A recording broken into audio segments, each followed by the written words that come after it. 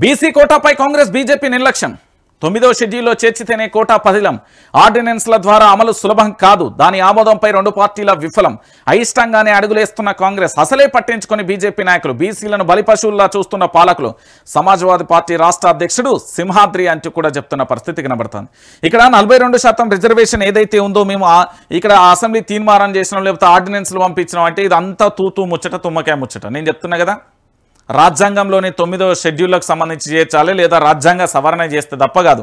అప్పుడేదో తమిళనాడుకు సంబంధించిన జయలలిత కూకొని పట్టుబట్టి అప్పుడు పివి నరసింహారావు ఆధ్వర్యంలో పూర్తి స్థాయిలో వాళ్ళు అప్పుడు చేసుకున్నారు. కానీ హైదరాబాద్ పేరు తప్పో రంగు కరెక్ట్ క్లారిటీ లేదు, కానీ వాళ్ళు చేసుకున్నారు. కానీ ఇప్పుడైతే ఇది పాసిబుల్ అయితే కాదు. నేను చెప్తున్నా కదా, ఇది ఏం లేదు. బీసీ బిడ్డలను మభ్యపెడుతున్నారు. నేను చెప్తున్నా కానీ బీసీ జాతి అంతా మేలుకోవాలి. బీసీల కోసం గతంలో పోరాటం చేసిన వాళ్ళని చూడుర్రి, ఇప్పుడు పోరాటం చేస్తున్న వాళ్ళని చూడుర్రి. ఏదో ఒక ఏ ఎజెండా వెనక ఏ నినాదం ఉన్నదో ఫస్ట్ మీరు తెలుసుకోరు. నేనైతే ఇది క్లారిటీ ఇస్తున్నా. ఏం చిన్నపిల్లలు కాదు, ఏది కాదు. మన బీసీ సమాజం అంతా కూడా మన హక్కుల కోసం పోరాటం చేయాలనుకున్నప్పుడు సబ్బండ వర్గాలను కలుపుకొని పోవాలి. అందరం కలిసి సమిష్టి పోరాటం చేయాలి.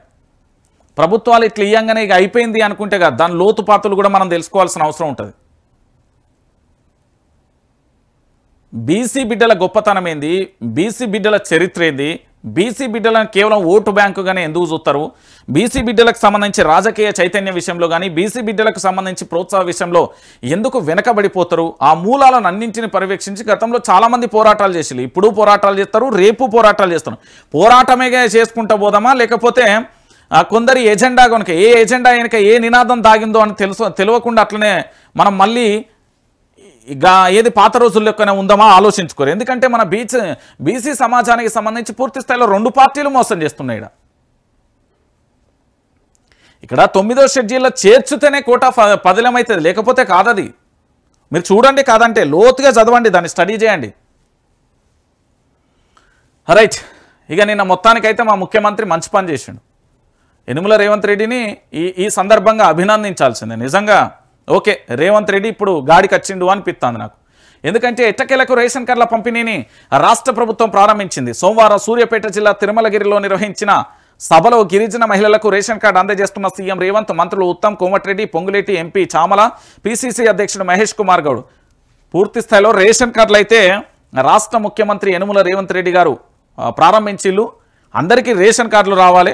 ఎందుకంటే పూర్తి స్థాయిలో కూడా రేషన్ కార్డు సంబంధించి ఎన్నో రోజులుగా ఒక రకమైన ఆందోళన, నిరసనలు అన్నీ వ్యక్తమవుతున్నాయి. సో ఫైనల్గా అయితే ప్రారంభించండి. ఇది మంచి పరిణామమే, కానీ అందరికీ రావాలి. ఇక సీఎం గొప్పలు, సభలో తిప్పలు. మళ్ళీ ఏమైంది?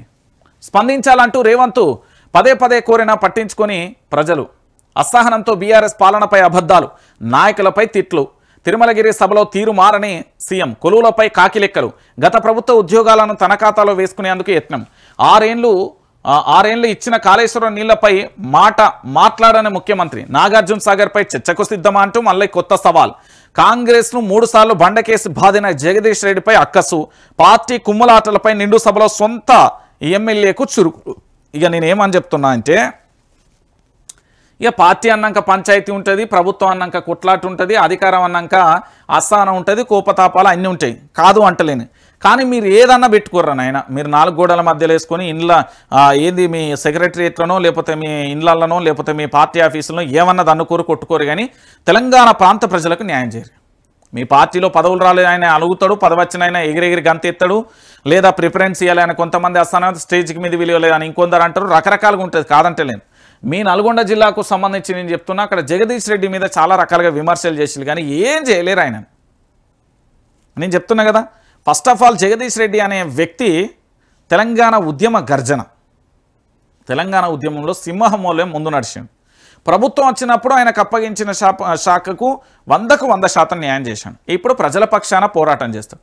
ఆయనకు 14 ఏళ్ల విపక్ష పోరాటం అనుభవం ఉంది, 10 ఏళ్ల అధికారం కూడా ఉంది.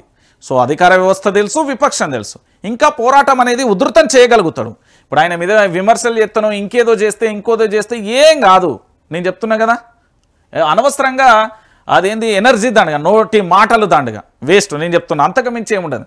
నేనేమంటున్నానంటే, రేషన్ కార్డుల పంపిణీ అనేది ప్రభుత్వం చేసిన కార్యక్రమం శబాష్, అభినందించాలి. మనం మంచి అనాలి, చెడు అనాలి, అభినందిద్దాం. కానీ ఇక్కడ విషయం ఏంటి అంటే, ఇక్కడ ప్రజలను సభల్లో ఏమన్నంటే రేవంత్ రెడ్డి పదే పదే కోరిండు, కానీ ఎవరు పట్టించుకోలేదు. ఇంకొకటి ఏంటంటే లెక్కలు తప్పు చెప్తాడు రేవంత్ రెడ్డి. అదేంది నిరుద్యోగులకు సంబంధించి లక్ష ఉద్యోగాలు, మళ్ళీ ఎక్కడి సవాళ్ళు ప్రతి సవాళ్ళద్దు. నేనేమంటున్నా అంటే పూర్తి స్థాయిలో కూడా ఈ సవాళ్ళను ప్రతి సవాళ్ళను పక్కన పెట్టి తెలంగాణ ప్రాంత ప్రజలకు న్యాయం చేస్తే చాలు అనేది ఒకసారి మీరు ఆలోచించుకోవాలి.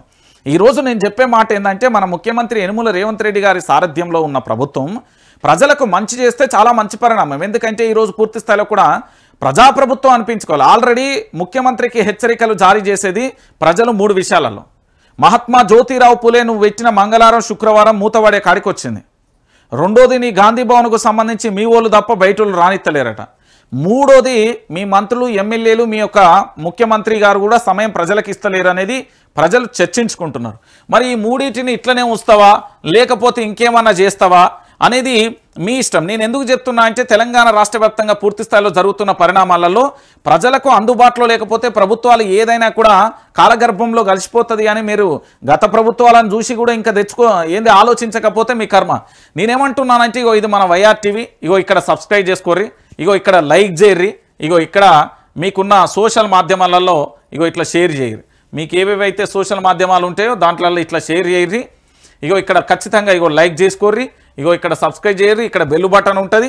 ఇది మనదే తెలంగాణ ప్రాంత ప్రజలకు సంబంధించిన 4 కోట్ల మంది ప్రజలది. సో తెలంగాణ ప్రాంత ప్రజలందరూ కూడా సబ్స్క్రైబ్ చేసుకోరు.